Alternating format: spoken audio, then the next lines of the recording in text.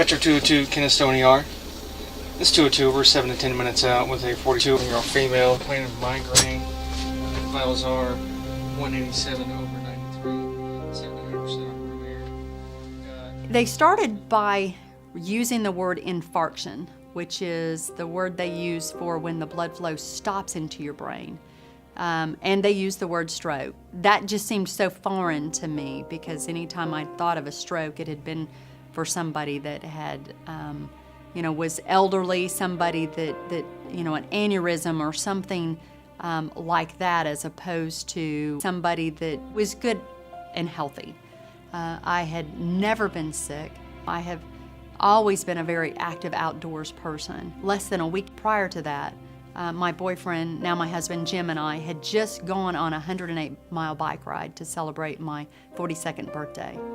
It was a really hot summer evening. I had played a long tennis match that evening and kind of fell asleep early in the evening, got up because I was hungry, went into the kitchen, and I decided I was going to make myself a peanut butter sandwich. So when I opened the drawer to get out a knife for the peanut butter, there was a huge cockroach in my drawer. I jumped back startled. Well, somehow when I did, I twisted my neck and immediately got the sensation of vertigo. I've had it before, so I didn't think a lot about it. I thought maybe I was overheated, maybe hadn't had enough to drink, so I had something to eat.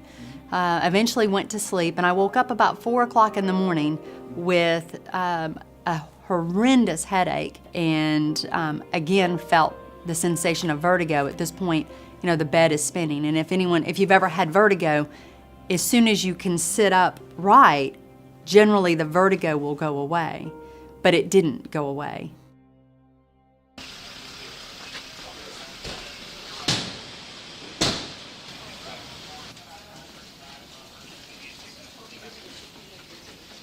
Okay, here we come.